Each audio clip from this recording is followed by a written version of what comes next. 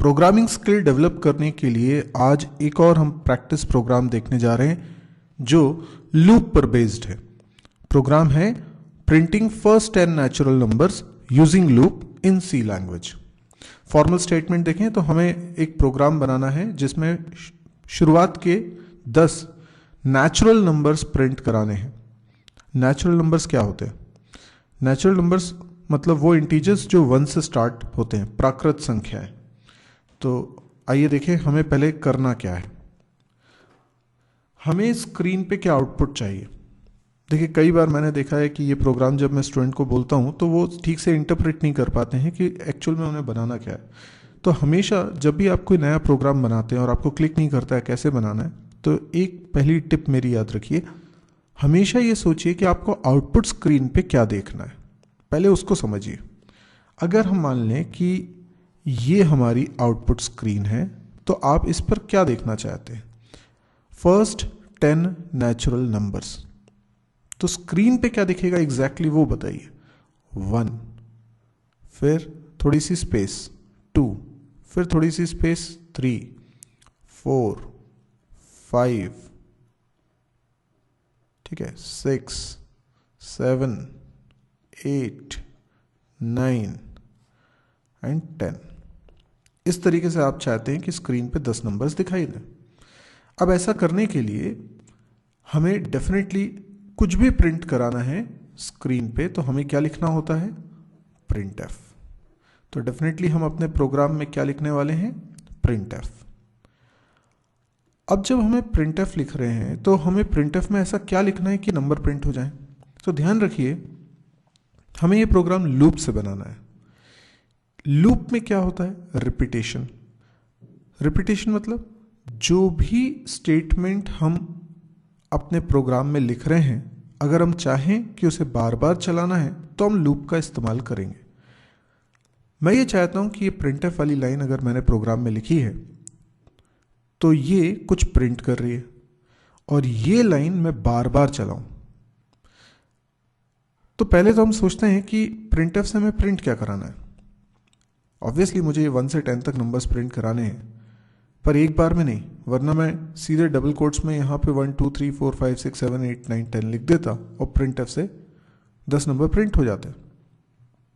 पर मुझे ऐसा नहीं करना है, मुझे लूप की मदद से करना है। तो मैं प्रिंट एफ से एक बार में एक ही नंबर प्रिंट कराऊंगा। ये कितने नंबर है? 10। तो प्रिंट एफ एक बार में एक नंबर प्रिंट करेगा। तो ये प्रिंट एफ कितनी बार चलना चाहिए? प्रिंट एफ चलना चाहिए 10 बार। मतलब ये जो ब्लॉक है इसके अंदर जो कोड लिखा है ये कितनी बार चलना चाहिए? 10 बार। तो पहली बार जब चले तो क्या प्रिंट करे? 1।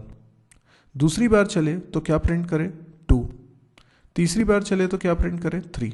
अब हर बार ये प्रिंट एफ अलग अलग वैल्यू प्रिंट करे। ये कैसे होगा?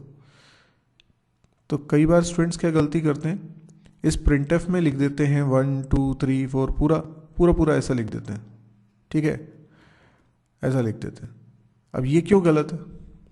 ये इसलिए गलत है कि आप 10 बार अगर इस प्रिंटफ को चला रहे हो तो हर बार क्या प्रिंट हो जाएगा? 1 2 3 4 5 6 7 8 9 10, फिर से प्रिंट हो जाएगा ये, फिर से प्रिंट हो जाएगा ये। तो ये थोड़ी चाहते हैं हम, तो चाहते हैं एक ही बार प्रिंट हो 1 से 10 तक।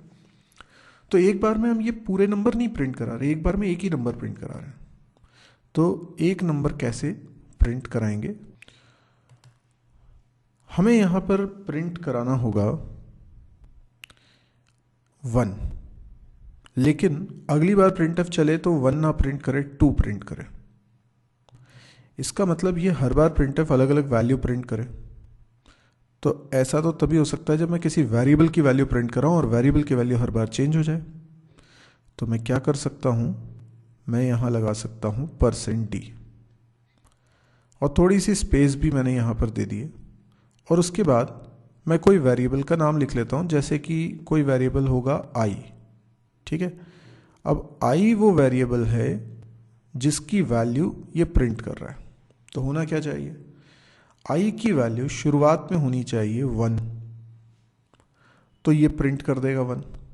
और 1 प्रिंट होने के बाद i की वैल्यू बढ़ जानी चाहिए। कैसे? अगर मैं i में प्लस प्लस कर दूंगा तो क्या हो जाएगा? i की वैल्यू बढ़ के हो जाएगी 2। और मैं चाहता हूँ कि ऐसे ये रिपीट होता रहे, प्रिंट करे आई की वैल्यू बढ़े, फिर प्रिंट करे, फिर आई की वैल्यू बढ़े। कहाँ तक चले? आई की वैल्यू 1 से लेकर 10 तक चले। अभी अगर लॉजिक समझ में आया है तो हम इस प्रोग्राम को बनाते हैं। प्रोग्राम को मैं बना रहा हूँ कोड ब्लॉक्स में। तो मैंने एक नई फाइल ले ली है, एम्प्टी फाइल ले लेता हूँ और इसको मैं सेव भी करता हूँ। तो सेव करते वक्त मैं इसका नाम जो भी रखूँ, लेकिन एक्सटेंशन मुझे .c रखना चाहिए। नाम मैं यहाँ पर इसका रख रहा हूँ print10.c। तो ये मैंने सेव कर दिया। अब मैं लिख रहा हूँ मेन, और मेन फंक्शन के अंदर मैंने सबसे पहले एक वेरिएबल बनाया आई, क्योंकि अभी हमने सोचा था हमें आई वेरिएबल की ज़रूरत पड़ेगी। उसके बाद मैंने एक लूप लगाया। अच्छा, लूप हम जानते हैं 3 होते हैं सी लैंग्वेज में। एक होता है वाइल लूप, एक होता है डू वाइल लूप, एक होता है फॉर लूप। तो पहले मैं वाइल लूप से बनाता हूँ इस प्रोग्राम को। तो मैंने लिखा वाइल, लेकिन एक इम्पॉर्टेंट बात यह है कि हमें आई की वैल्यू कहीं से स्टार्ट करनी होगी। दैट मीन्स इनिशियली आई की वैल्यू 1 है, और आई की वैल्यू जब तक लेस देन इक्वल टू 10 है तब तक ये लूप चलेगा। अच्छा, ये लूप की बॉडी कर्ली ब्रैकेट से मैंने बना दी है। इसके अंदर मैंने लिख दिया है printf, और इसमें लिख देता हूँ %d और स्पेस और कॉमा लगा के आई, और इसके बाद i++। बस मेरा प्रोग्राम बन गया। अब इस प्रोग्राम को कंपाइल रन कर लेता हूँ। तो इसमें होता है बिल्ड एंड रन, तो बिल्ड रन पे क्लिक कर दिया। तो ये प्रोग्राम 1 से लेकर 10 तक नंबर्स प्रिंट कर देगा। आप देख सकते हैं 1 से लेकर 10 तक नंबर्स इसने प्रिंट कर दिए, और बीच में स्पेस दिखाई दे रही है क्योंकि हमने भी %d के बाद स्पेस दी हुई है। अब यहाँ पर कुछ बातें और सीखने वाली हैं। सबसे पहले तो ये कि जो आई असाइन 1 किया है, अगर ये करना भूल जाते तो क्या होता?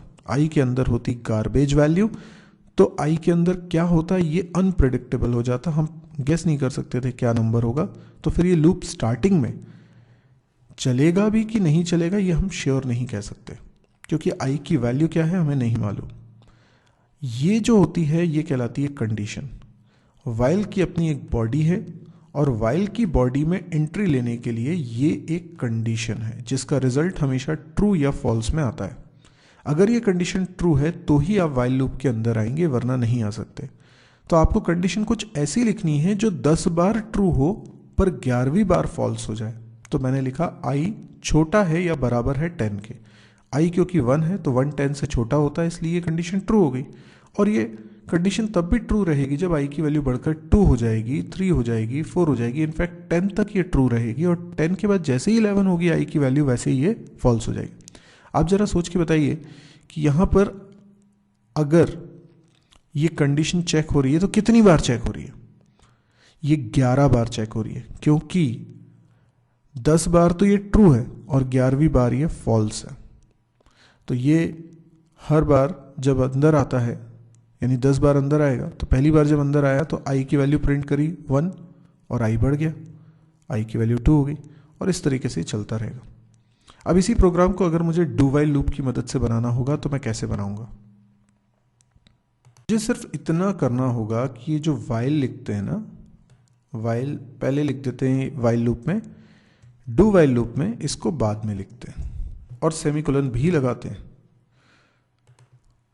और यहाँ पे डू लिखते हैं। जब मैंने वाइल ऊपर लिखा था तब सेमीकोलन नहीं लगाया था, अगर आपने नोटिस किया हो तो। जी हाँ, वाइल जब लूप लगा रहे हैं तो सेमीकोलन इसलिए नहीं लगाया था क्योंकि स्टेटमेंट वहाँ ख़त्म नहीं हो रहा था। डू वाइल लूप में सेमीकोलन इसलिए लगाया क्योंकि यहाँ पे स्टेटमेंट एंड हो रहा है।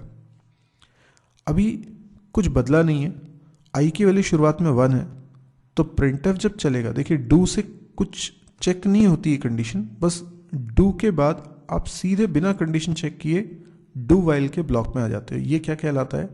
डू वाइल का ब्लॉक।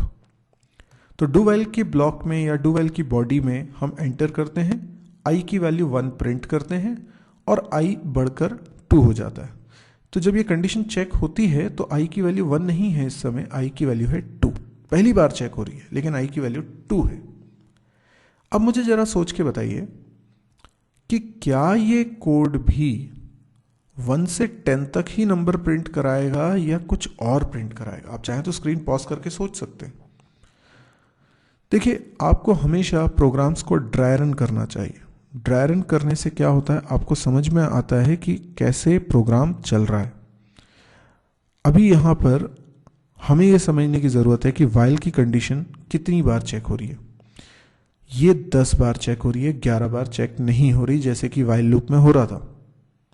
यहाँ पर i की वैल्यू 2 से चेकिंग स्टार्ट हो रही है, जबकि वाइल लूप में हम देख रहे थे i की वैल्यू 1 से चेक हो रहा था। अभी जब 2 लेस देन इक्वल टू 10 है, ये पहली कंडीशन चेक हुई, अगली बार ये 3 लेस देन इक्वल टू 10 होगा। ऐसे करते हुए 10 लेस देन इक्वल टू 10 तक 9 बार कंडीशन चेक हो गई और ये तो ट्रू है।